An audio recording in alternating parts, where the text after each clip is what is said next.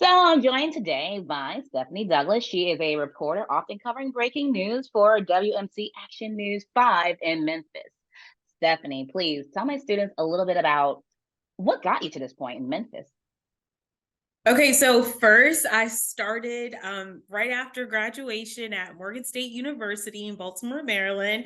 I was working as a floor director at WBFF Fox 45, but then I quickly got in front of the camera and I took that talent to all the way in Alpena, Michigan, market 208. Okay, very, very tiny, very tiny. You can find it on the map though, but I took it there and I got the experience of being a producer, an anchor, a reporter.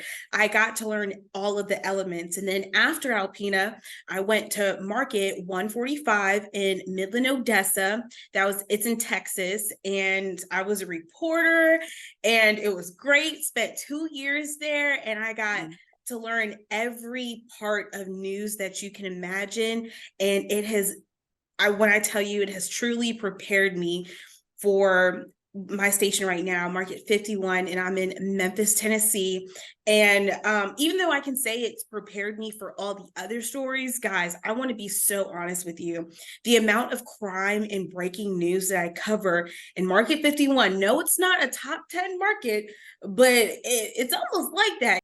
And we had to reschedule this a couple times just because you're always covering breaking news, like I forever. know. So you gave me a clip from I think it was a kidnapping story or something. Can you set it up for us, please? Yeah, so that day was pretty crazy. So we came in and one of the sheriff's department here told us that there was a serial rapist on the loose. He cut his ankle monitor off and just took off. We didn't know where he was. And so that puts people in a panic because you're like, okay, like y'all ain't tracking him, but we know of a violent crime that he's done. So because it happened in a little place, it's not somewhere you can just automatically pull up on your laptop to find the information. You had to drive an hour and a half to that little town and talk to Tony or the sheriff's department to get the name, where was his last whereabouts, how this happened, because it's not coming out in the press release and you don't want to wait on that. Okay, that is something that you have to go get. So we got the news early that morning. And after that morning, so around like 9:30 is our editorial meeting when we get our assignments. So after that 9:30 meeting, which usually lasts about 15 minutes, I was off. I had to go out to that county where that serial rapist was on the loose and I had to get his mug shot. I had to go to the courthouse. I had to fill out paperwork. I had to get booking numbers. It was just, it's a lot. But that Okay, is let all. me like throw to your actual package. Let them see this because Okay. I want them to see how it all came together. And then we're gonna on the other side of this, we'll talk about just basics of like breaking news, how to approach it, what to do. But you're kind of getting there now.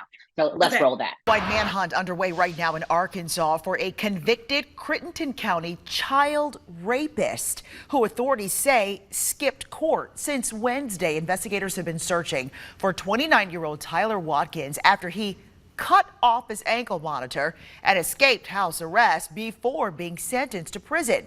Action News 5 Stephanie Douglas live with the latest on the search and the time Watkins faces for his crimes. Stephanie.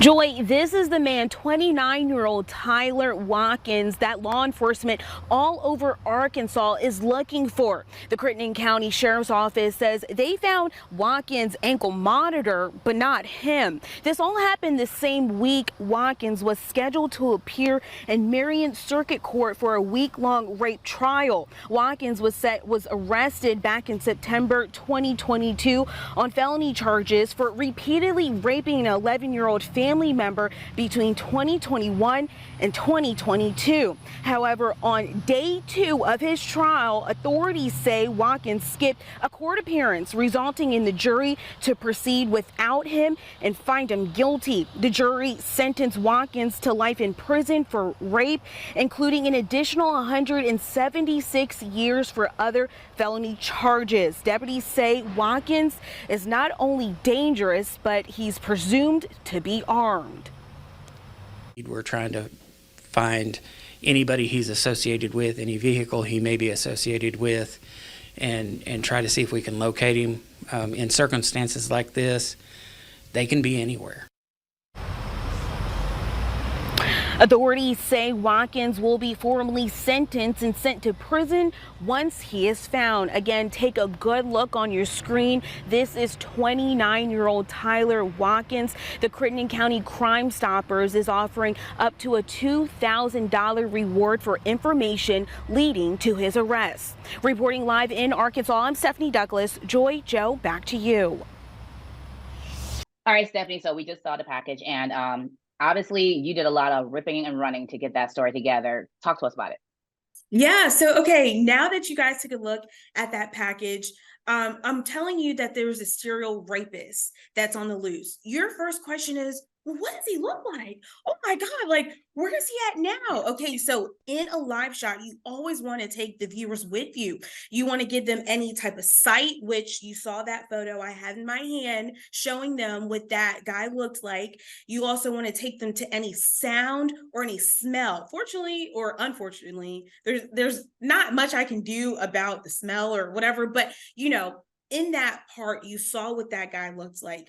And I broke it down from detail to detail. Like, this is when he went missing at this time. This is what the sheriff's department says. And guys, this is what you need to be on the lookout for. So after it's a lot. That news is breaking all day, and all day you're just grabbing more detail and more elements. Can you talk about the importance of facts? Like, you're getting this information from different sources. How do you know what to run with? And how do you know, okay, I can't run with that? Let me tell you something, guys. If you want to be a good journalist and you don't want any lawsuits or something coming back at you, what are you supposed to do? Attribute, okay? Because you don't want anything being hit with you or he said, she, according to Crittenden County, okay? Thank you. There you go right there. You attribute. What did police say? Police said this. Thank you. Yes. Authorities said this. The running joke in my class, but I said I'm going to constantly ask them, who said that? Anytime you tell me, who said that? Yeah, it's going to be like the meme all over. Who said that? We want to know, like, real talk. You cannot say anything unless you attribute it to a source. Gotcha. The key thing about this, you always have to attribute, okay? Always. Every sentence. Always. Yeah, because lawsuits are not fun.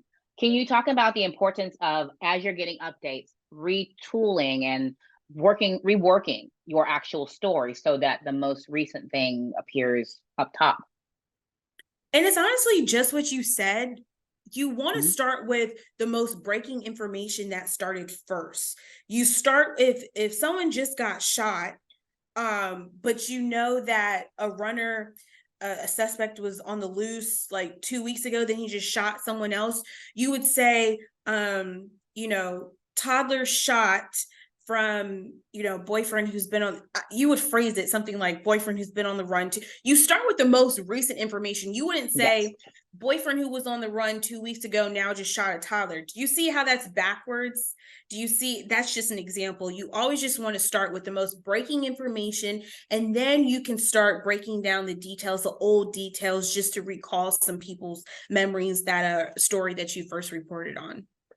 I mean, after all, we are working in what's called the news. The idea is that the new part that's the news. What's new? Once you get that new part in, then you can go back to the meat of what you had before.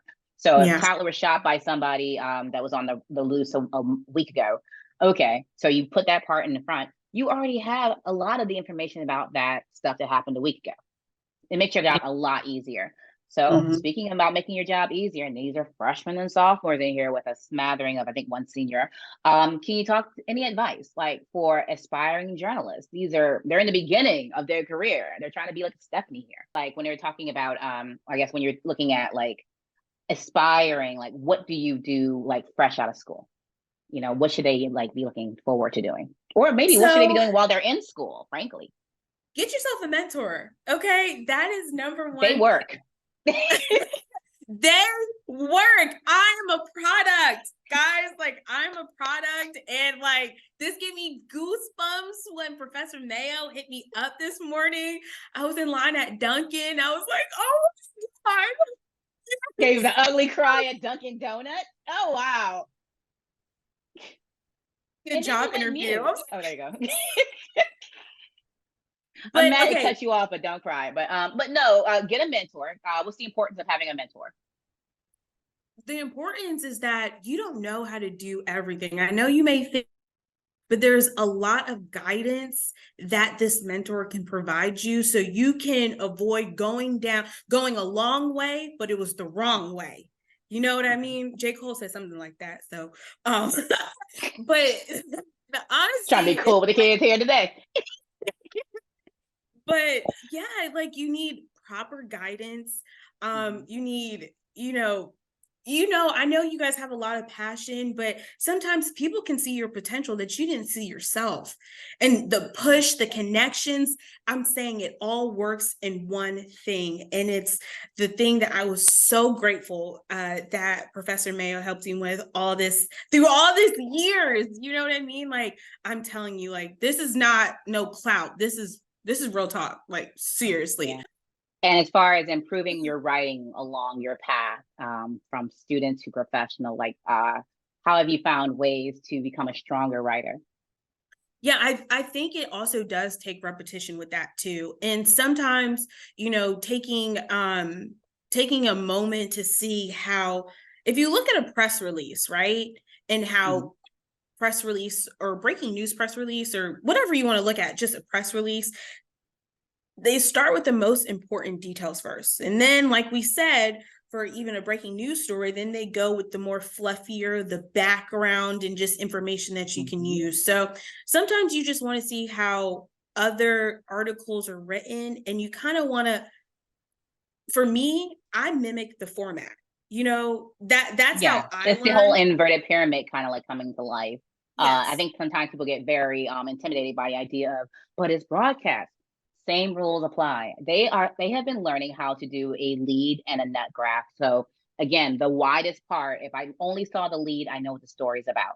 It should Yeah. be right there at the tippy top. Then it's the nut graph where there's more context being offered. And then, like you said, as you go further down the inverted pyramid, if for some reason you got booted off the air midway, well, they got the first part. Exactly. And they know what happened. Yeah, that's the idea. You took it all the words out of my mouth. That's what I was trying to say. It's fine. It's Yeah. fine. It's fine. That's why we're doing this whole mentor mentee thing. You see what I mean? She's still helping me to this day, y'all. To this day. It really is. Well, again, Stephanie, I appreciate you so much for taking time out for my class. After taking care of breaking news, taking care of that business, and I appreciate it very much, son. Again, that's Stephanie Douglas here from WMC Action News 5 in Memphis, Tennessee. You're looking great. You did a great job. Thank you so much, Stephanie.